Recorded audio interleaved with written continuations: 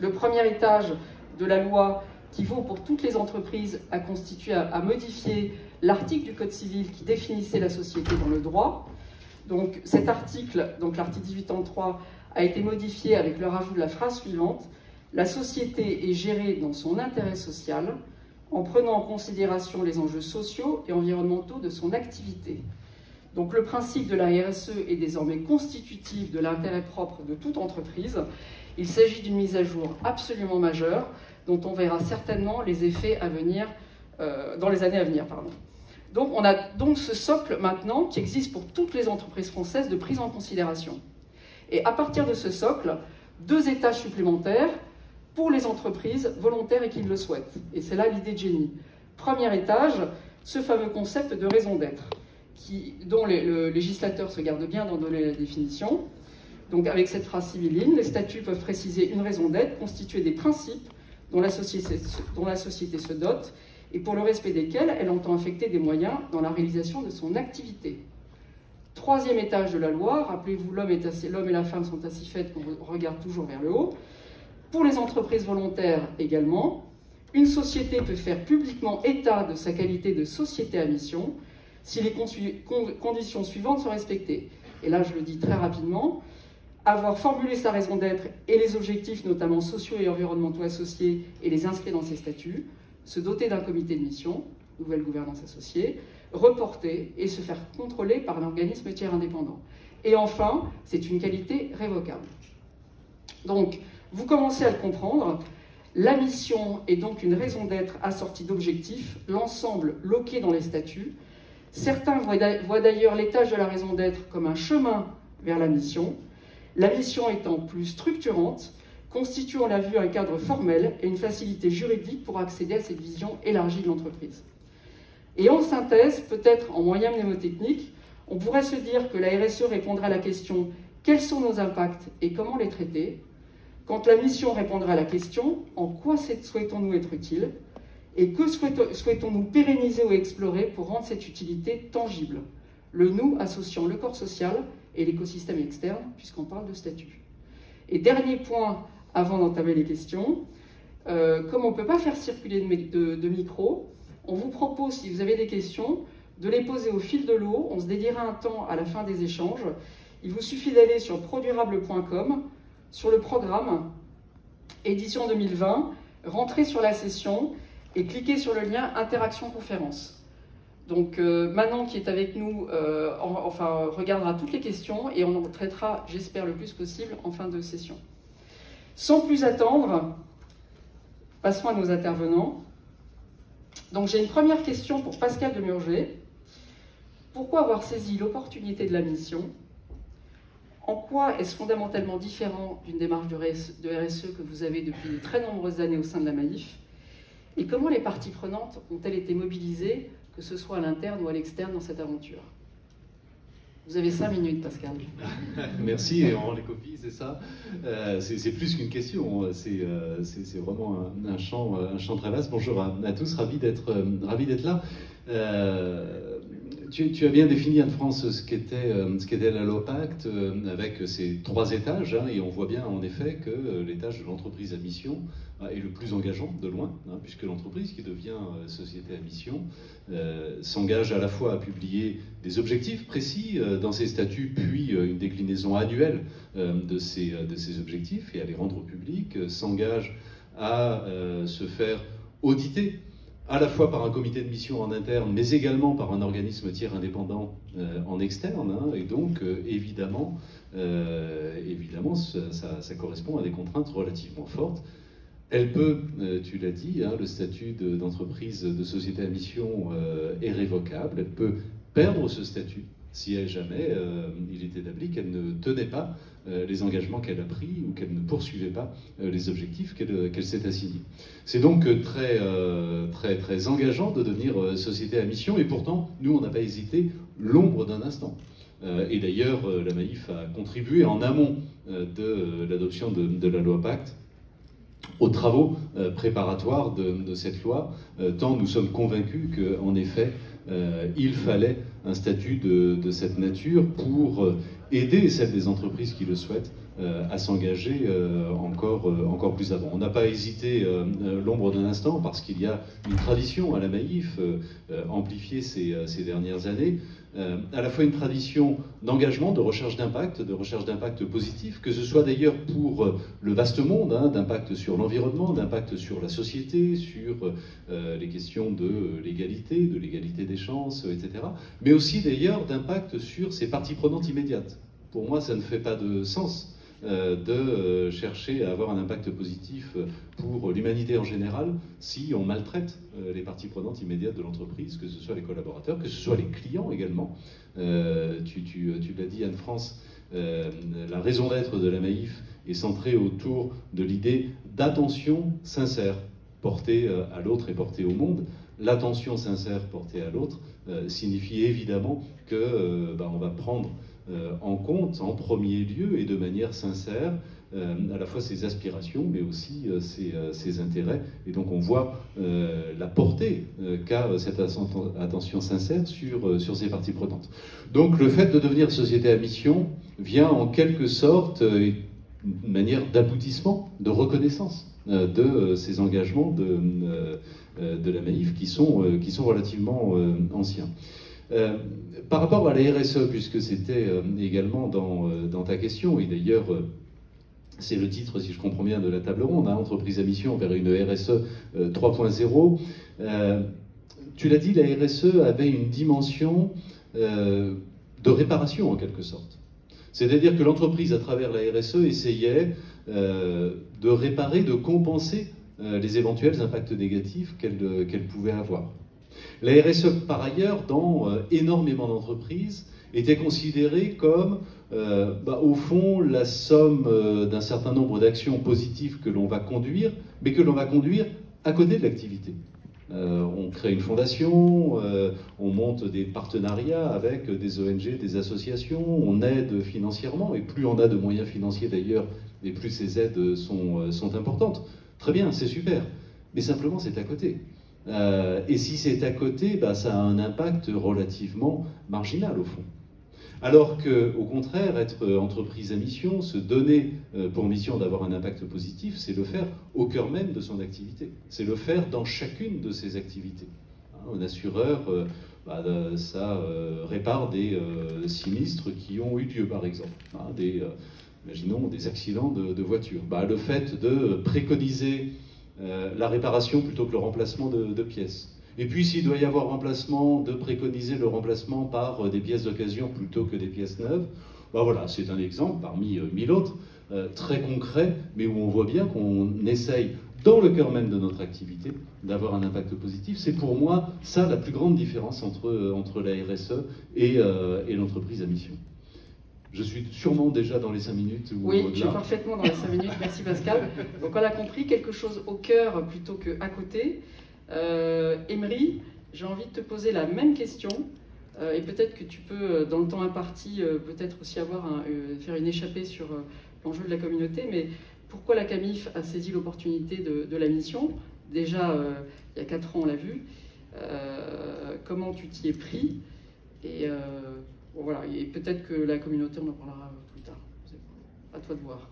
Bonjour à toutes et à tous. Pourquoi on s'est lancé dans l'aventure de l'entreprise à mission ou de la société à objet social étendu? Parce que la première fois que j'ai rencontré les mines, c'était en 2013. Les chercheurs Armand Hatchuel et Blanche Ségrestin avaient partagé une vision qui faisait beaucoup de sens pour moi, que l'entreprise ne pouvait pas se limiter à être une boîte à partager de profit, mais qu'elle avait une réelle utilité pour la société, qu'on avait probablement oublié cette question centrale du sens. Et en fait, je crois que c'est ça qui différencie principalement la RSE et l'entreprise à mission. C'est, pour moi, RSE, ça veut dire redonner du sens à l'entreprise. Et c'est ce qu'apporte justement la raison d'être et la mission. Et la question du sens s'est posée pour nous, non pas immédiatement au moment de la relance de CAMIF, où on a fait le choix d'un modèle d'impact parce qu'on a compris que c'était la seule voie possible, miser sur recréer des emplois à Niort, où on a installé un centre de relations clients, un centre logistique, où on a déménagé là-bas, miser sur le Made in France, qui n'était pas du tout à la mode à l'époque, il n'y avait pas encore le ministre qui portait la marinière, il n'y avait pas le slip français, et ça a été pour nous une façon de réengager toutes les parties prenantes de l'entreprise, ce modèle d'impact, mais Très vite, on a fait la reconquête des clients historiques de la Camif qui connaissaient la marque pour y avoir adhéré pendant des années, et s'est posé la question de l'avenir de l'entreprise. Et l'avenir, c'était d'aller chercher des nouveaux clients. Et à ce moment-là, en 2013-2014, on a commencé à chercher des moyens pour aller chercher des nouveaux clients. Et on a fait aussi une rencontre avec les gens de Citizen Capital, Laurence Meignery. Et ce fonds d'investissement nous a permis d'aller à la conquête de nouveaux clients. Aujourd'hui, 80% de nos clients sont des nouveaux clients qui ne connaissaient pas la Camif avant, qui n'étaient pas clients de la Camif avant. Et avant d'aller chercher les nouveaux clients, on s'est dit, on ne peut pas y aller chercher des gens qui ne connaissent pas la marque sans se poser cette question existentielle du sens de l'entreprise, du sens du projet d'entreprise, à quoi on sert, quelle est notre utilité. Et cette rencontre qu'on a fait avec les chercheurs a été assez déterminante parce qu'ils nous ont mis sur le chemin du cadre qu'ils avaient imaginé, qui s'est largement retrouvé d'ailleurs dans la loi Pacte. Et donc on a commencé par constituer notre comité de mission. Alors c'était l'ancêtre du comité de mission, on l'a appelé la cellule OSE, la cellule à l'objet social étendu, c'est-à-dire un groupe de 5-6 personnes à qui on a confié comme première mission de définir la mission de l'entreprise. Et donc, pour ce faire, et parce que je ne me sentais pas totalement légitime pour assumer d'afficher une mission qui serait celle que j'avais en tête quand j'ai relancé la Camif, on a fait une démarche, on a entamé un chemin qui s'est avéré assez long, mais très instructif, en interrogeant en fait toutes les parties prenantes de l'entreprise, des clients, des actionnaires, des acteurs du territoire, des collaborateurs, des fournisseurs, sur au fond, à quoi sert l'entreprise, quelle est la valeur qu'elle crée pour vous. Et cette démarche, à peu 360, elle est assez riche parce qu'elle permet de comprendre quelle valeur apporte l'entreprise pour chacune des parties prenantes. Et si on tient compte du regard de chacune de ces parties prenantes pour mettre ça au cœur du projet, ça renforce énormément le projet de l'entreprise parce que c'est un levier formidable d'engagement pour les collaborateurs, pour les fournisseurs. Ça redonne du sens à l'entreprise et ça vient évidemment accélérer, je dirais, la contribution positive de l'entreprise sur les enjeux sociaux, environnementaux. Donc nous, on a mis 2 ans et demi pour formuler les 2 phrases que tu as citées tout à l'heure, en quelques secondes, pour définir notre raison d'être. Et une fois qu'on l'avait définie, on s'est posé la question de comment on traduit ça dans le projet de l'entreprise et en quoi ça va fondamentalement transformer l'entreprise. Et donc c'est là où on a commencé à réfléchir aussi sur les engagements associés à la mission. On a déterminé 5 engagements qui sont aujourd'hui ce qui mettent vraiment aujourd'hui en mouvement l'entreprise. Un de nos engagements, c'est de faire d'économie circulaire notre standard. C'est très exigeant, ça demande de revoir entièrement l'offre. Et né de ça un certain nombre de projets, comme par exemple le projet Camif Édition. On est en train de passer de distributeur à éditeur pour accélérer cette transition sur l'économie circulaire, faire en sorte que les produits qu'on propose soient plus frugaux, soient pensés pour leur fin de vie, etc. Et donc, tout ça s'est cristallisé en 2017 pour nous, le 17 novembre 2017, quand on a inscrit dans nos statuts cette mission.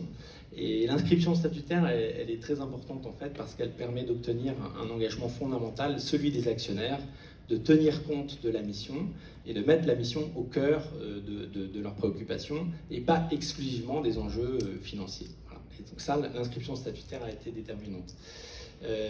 Voilà un peu, c'est un chemin qui est assez long. Ce qui est intéressant à dire aussi, on l'observe pas mal dans la communauté des entreprises à mission, les dirigeants qui se mettent sur ce chemin, il faut qu'ils prennent le temps de le faire parce que le chemin transforme. C'est en cheminant qu'on commence sa transformation, qu'on commence sa prise de conscience, qu'on embarque ses parties prenantes. Et ce chemin-là, il vaut vraiment d'être vécu en tant que dirigeant. Et enfin, je dirais, je terminerai par un point qui est essentiel, c'est qu'aujourd'hui, une entreprise qui n'a pas de mission, qui ne fait pas sens, elle n'a pas d'avenir. Et pour nous, on l'a ressenti très tôt. On est dans un secteur, celui du e-commerce, qui est, comme vous le savez, pas du tout concurrentiel. Quand vous êtes en face d'Amazon, d'Alibaba, etc., petit Camif, comment on fait pour exister? On existe parce que justement, on est fondamentalement différent. Et parce qu'on a une mission qui fait qu'on peut, grâce au sens, grâce à un projet qui fait sens et grâce à une mission qui est enthousiasmante dans le projet Camif, résister face à des acteurs qui sont beaucoup plus gros que nous, beaucoup plus puissants que nous, attirer des clients, retenir des clients, attirer des collaborateurs jusqu'à Niort, et ça c'est formidable. Merci beaucoup Emery. Donc tu le rappelles, la mission aussi facteur de résilience, et tu as aussi rappelé un point qui est fondamental, c'est la dimension très collective et collaborative dans la définition d'une raison d'être et de ses engagements, que ce soit avec l'interne et aussi l'externe. Venons-en à vous Marcus. Quand on regarde le cheminement de Blédina, donc filiale d'un groupe aujourd'hui société à mission, une première question peut-être pour se lancer, c'est au fond, qu'attendiez-vous de l'assessment B Corp pour Blédina? Qu'est-ce que vous pouvez constater, même si les choses sont assez récentes, sur une nouvelle dynamique à l'œuvre depuis que Blédina a été certifiée? Et en quoi la marche en avant de Blédina constituerait une preuve de la mission du groupe Danone? Alors d'abord, le business de la nutrition infantile, déjà un business avec beaucoup de sens, et c'est vraiment quelque chose qu'on voit dans le quotidien. Et pour ça, de vraiment aller plus loin, c'est vraiment quelque chose de très très important. Les premiers 1000 jours sont vraiment très très importants, et ce qu'on voit, c'était qu'on regarde vraiment toutes les initiatives qui existent depuis plus que 10 ans de Blédina. Il y avait beaucoup de choses, mais de plus en plus, c'était difficile, soit pour les employés, soit pour le consommateur, de vraiment voir qu'est-ce qui se passe. Maintenant, et là on va vraiment regarder, c'est que Danone, comme SA en France, est devenu entreprise à mission suite au AG, alors cet été. Nous, comme filiale, nous sommes devenus l'année dernière B Corp, et ça c'est aussi quelque chose qui est poursuivi partout au monde, parce que suite au fait qu'on est un multinational, on cherche quelque chose qui est vraiment reparti partout. Maintenant, quel est l'avantage de B Corp? B Corp, c'est vraiment une certification qui est assez, je vais dire, dure et assez élargie, avec vraiment 200 questions. C'est aussi quelque chose qui est avec un audit, alors avec quelqu'un d'extérieur. C'est quelque chose avec des standards qui sont vraiment semblables partout au monde et aussi évolutifs. Alors comme ça, il y a aussi un aspect de s'améliorer, aller encore plus loin, etc. Pour moi, parce que j'ai travaillé au groupe dans tout l'aspect de l'alimentation et de toutes les questions de la révolution alimentaire, c'était vraiment important de travailler avec Blédina directement sur cette certification B Corp. Pourquoi? C'est les employés à la ligne, oui, qui, je vais dire, sont les plus motivés, que maintenant ils comprennent qu'on est en entreprise qui fait du bien. Oui. Parce que B Corp, oui, c'est to be good, oui, business for good. Et je crois que ça c'est assez important parce que de plus en plus, il y a cette déconnexion entre l'action, ce qu'on fait, et tous les impacts qu'on a. Maintenant, l'autre impact qu'on voit aussi, c'est avec les fournisseurs, avec les agriculteurs, et aussi comment je peux impliquer le consommateur. Alors, une chose qu'on fait par exemple, ce sont les cueillettes des curieux. Là, les parents viennent avec leurs petits-enfants chez l'agriculteur et ils voient qu'est-ce que c'est une poire, comment elle grandit. On fait aussi des ateliers avec l'association Good Planet où ils apprennent un peu sur les abeilles, quelle est vraiment la biodiversité, etc. Et comme ça, on essaye d'être un peu activiste avec nos marques et d'aller plus loin concernant toutes ces questions-là.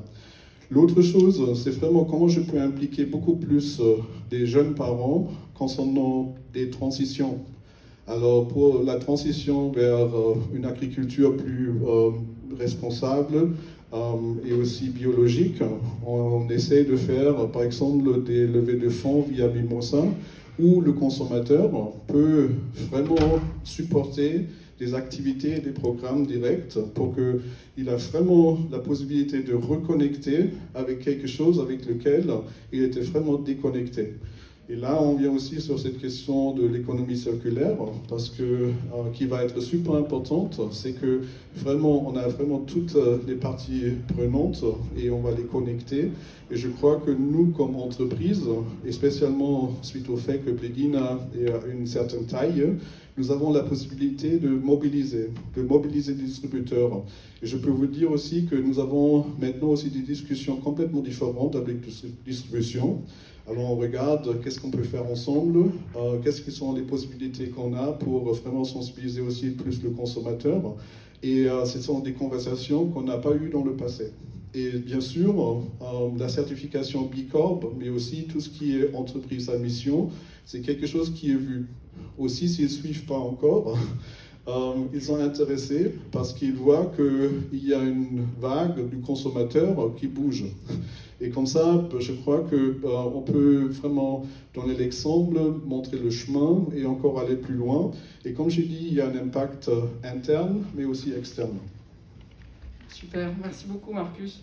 Donc ce qu'on pourrait retenir, c'est que c'est la très forte complémentarité entre une étoile polaire qui serait constituée par la mission et un levier tel que Bicorp, qui est en effet un questionnaire très exigeant dans une démarche de progrès continu, et qui a l'énorme avantage effectivement de rendre visible la complexité, d'arriver à l'expliciter auprès du consommateur final, et vous l'avez dit, qui mobilise aussi l'ensemble des parties prenantes internes comme externes, donc vraiment dans un effet d'entraînement. Alors, là où ce qui sera intéressant, parce qu'en tout cas, moi ce qui m'intéresse, j'espère que ça va vous intéresser, c'est qu'il parle un peu d'eux. Donc, sur tous ces sujets, les dirigeants, on le sait, sont clés dans ces avancées. Et comment vous-même avez-vous évolué sur cette question du rôle sociétal de votre entreprise et de l'enjeu de valeur partagée? Quelles ont été vos étapes personnelles pour mûrir ce sujet? Alors là aussi, vaste sujet, c'est le gag parce qu'on va vous demander d'y répondre en 3 minutes, mais au moins qu'on puisse toucher du doigt, vous, comment vous avez bougé. Et là, je propose peut-être à Emery de prendre le point. Ce qui m'a fait bouger, c'est de partir à New York déjà. Ensuite, de vivre une expérience au moment de la reprise, 1 an après, avec une artiste qu'on a fait venir dans l'entreprise pendant 3 mois, qui s'appelle Anne-Laure Maison, qui réfléchissait sur la logique de la maison, et qui a fait une des œuvres qui est restée très marquante pour moi, qui est restée au sol de l'entreprise pendant des années.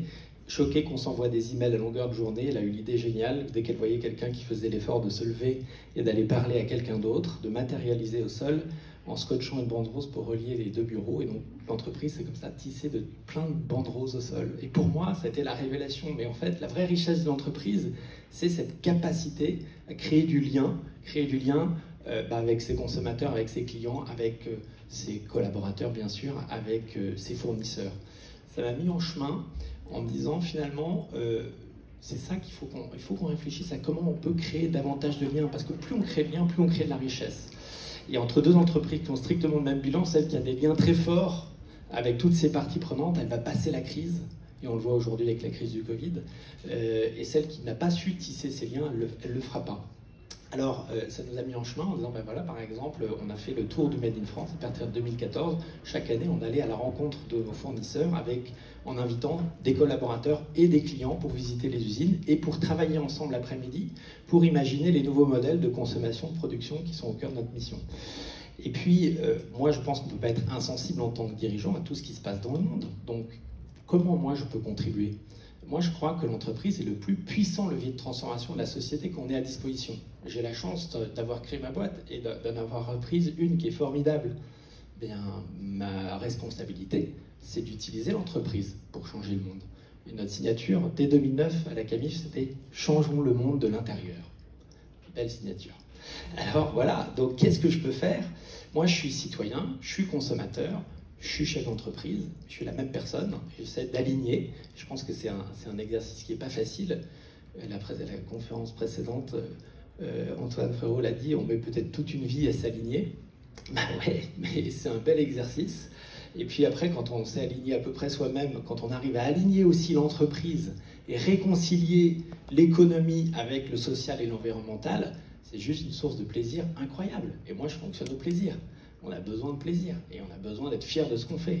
Voilà, c'est ça mon moteur. Donc création de liens et réalignement progressif de soi à travers oui, et puis c'est chouette de se dire qu'en fait, peut-être qu'on a aussi une responsabilité de changer de lunettes et de ne pas regarder toujours à très court terme, mais regarder l'impact de nos activités sur le long terme et l'impact de notre activité sur les enjeux sociaux et environnementaux.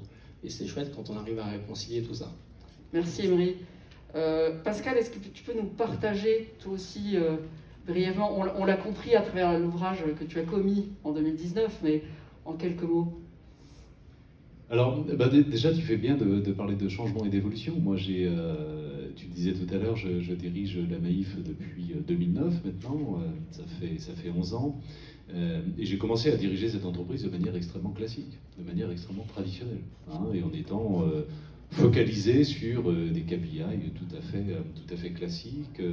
Je me souviens très bien que lorsque j'ai pris la tête de l'entreprise, on s'est lancé dans une transformation assez radicale, et pour dire les choses, pas toujours, comment dirais-je, dans la douceur de l'entreprise. À l'époque, j'avais même dénoncé les accords sociaux, etc.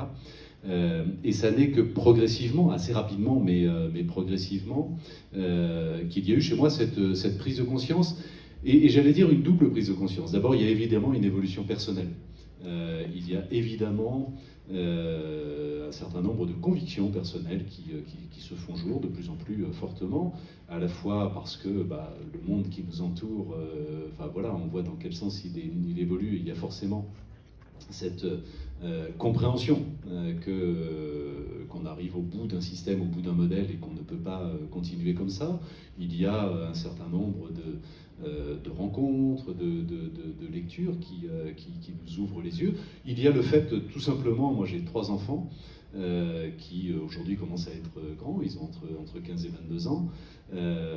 Forcément, le regard de ses propres enfants nous fait considérablement évoluer. Moi, le jour où je me suis rendu compte que non seulement mes enfants ne s'intéressaient absolument pas à ce que je faisais, à mon job, à mon boulot, ils s'en fichaient complètement de savoir qui j'étais, ce que je faisais, etc. Mais qu'en plus, ils ne se reconnaissaient pas finalement dans le monde que je contribuais à maintenir, et qu'ils n'avaient pas du tout envie de vivre dans ce monde-là. Forcément, c'est un choc, et c'est une remise en cause extrêmement forte, et extrêmement positive d'ailleurs, hein, parce que l'avenir, le monde de demain, c'est eux qui l'incarnent, c'est plus moi. Et donc, quel est le sens de contribuer à construire un monde dans lequel ils ne se reconnaissent pas? Donc, il y a bien sûr un cheminement personnel très profond, assez radical même, et au fond, même s'il est progressif, relativement rapide. Mais ceci étant, lorsque l'on est dirigeant d'entreprise, bien sûr, ses convictions propres comptent énormément, mais on ne peut pas non plus diriger l'entreprise simplement sur la base de son éthique de conviction. Il y a aussi forcément une éthique de responsabilité. Et on a la responsabilité de la pérennité de l'entreprise, de la pérennité des emplois. Moi, j'ai 8000 collaborateurs et je suis redevable de la pérennité de ces emplois. Et donc, il faut essayer de concilier cette éthique de conviction et cette éthique de responsabilité.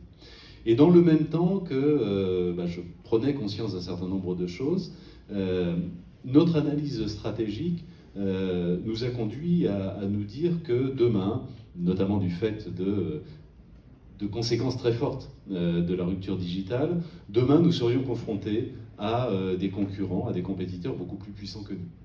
Que ce soit des Amazon, des Google, des Alibaba ou d'autres, peu importe, il y aura demain une transformation du marché de l'assurance sur lequel on évolue, qui fait que l'on aura des compétiteurs contre lesquels on ne pourra pas lutter en réalité. En tout cas, pas avec les armes normales, traditionnelles, classiques de la concurrence. Ils ont une capacité à la fois de collecte et de traitement de la data qui est incomparable avec la nôtre. Or, le métier d'assureur est d'abord un métier de traitement des données.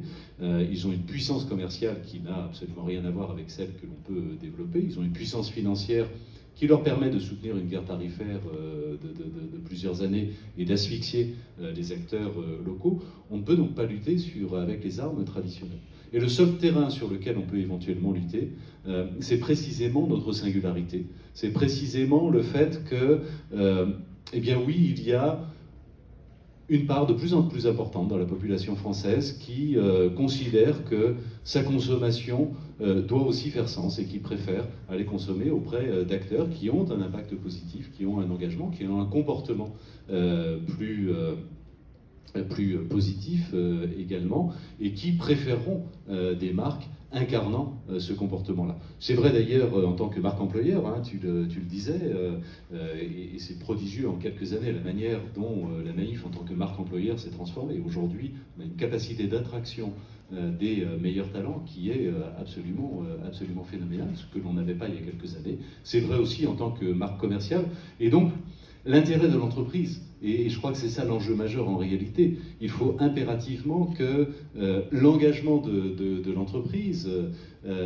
rejoigne à un moment l'intérêt de l'entreprise. Il ne pourra pas y avoir de généralisation de l'engagement dans les entreprises si l'on ne fait pas la démonstration, effort que nous faisons depuis quelques années maintenant, si l'on ne fait pas la démonstration que oui, l'engagement et l'impact positif signifient plus de performance pour l'entreprise. Il ne pourra pas autrement y avoir de généralisation. Donc c'est bien les deux choses, c'est à la fois une conviction personnelle, profondément ancrée, mais c'est aussi un choix stratégique que je crois totalement pertinent. Merci beaucoup Pascal. Et Marcus,